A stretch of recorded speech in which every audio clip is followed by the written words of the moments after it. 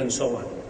And it also defined protein, calorie, malnutrition, and evaluating traditional Indian foods. This, I think, this was not very easily understood by many people and not even praised, but I think this has been one of the an outstanding example of the application of science to everyday life. About the same way, here is a gentleman in the middle, Professor Wulimuri Ramalingaswamy, who again translated intermittent metabolism and was able to get rid, in large measure, of two kinds of endemic diseases that India had. This is an example of medical biotechnology. One is to actually put in a little trace of iodine in the common salt that we use every day, because the lack of iodine leads to enlarged thyroid glands and the disease called goiter. The entire province of Terai district in the northern part of India, Himalayan basin, was endemic with goiter because they didn't have enough iodine. And thanks to Dr. Ramalingaswamy, today the salt that you eat is iodized. The same way in Hyderabad, we practiced in the 1960s and 1970s vitamin A megadose. You see children even today. In my hospital, I see children who are perfectly all right during the daytime. At night, they need much more light. They become what you may call night blind. That's because in their metabolism, they do not have enough vitamin A. And they can't eat vitamin A every day. One way of looking at that is to just give them mega doses twice a year. And that treating night blindness is another example. 1970s, as Dr. Ranjit Reddy pointed out in the opening session, was also important because at that time the Indian government decided that they will modify the Patent Act. In other words, a molecule that's made in America by some process would be allowed to make in India by another process. You can patent the process, you will not patent the product. And that made us no more dependent on drug imports at that time. And the cost of drugs, this is one of the main catalysts for us to get together and put forth the generic drug industry. And I'm pointing out what all these. Healthcare becomes accessible to many. At the same time, 1970s and 1980s, new biology was born in the world.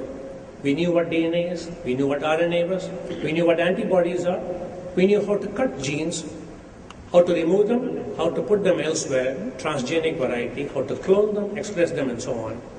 This is the biotechnology that many of you practice today. And you notice I'm writing a very large number of universities.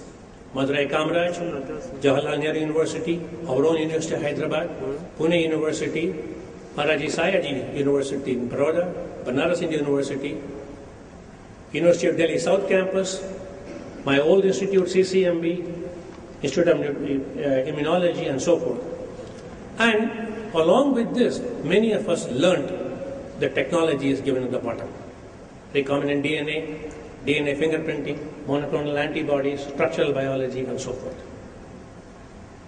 This gentleman that I show here is a remarkable man. His name is S. Ramachandran. He was working in an immunology laboratory in Calcutta.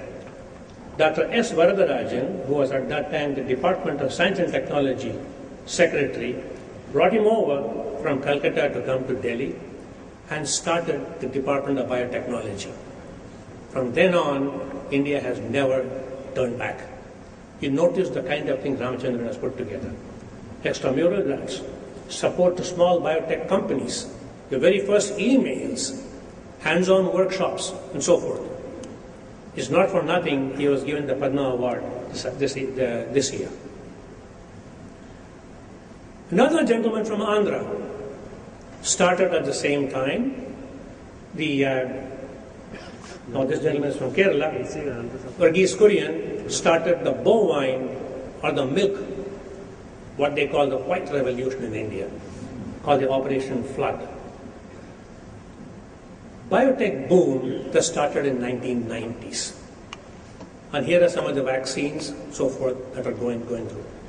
Many of you might not realize that 45% of the world's vaccine needs are made from India, from 4 cities: Hyderabad, Pune, Bangalore, Delhi. Here are the heroes and the heroines. They were nothing before the biotech boom. And you notice, I'll just go around from there, because many of them are our own colleagues and many of them have supported us. You notice GVK Bio, Bharat Biotech, Osimum Biosolutions, and so on. Each one of these is a homegrown product, and many of them are millionaires and multimillionaires. There's Dr. Anju Reddy, and then there is Anuradha Acharya, and there's Anuradha or the Venko, that's Dr. Aminder Singh.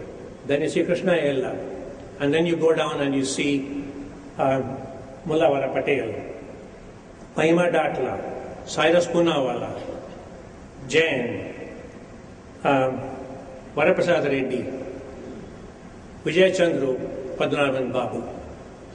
These are just some names. Many of you probably will appear next 5 years from now.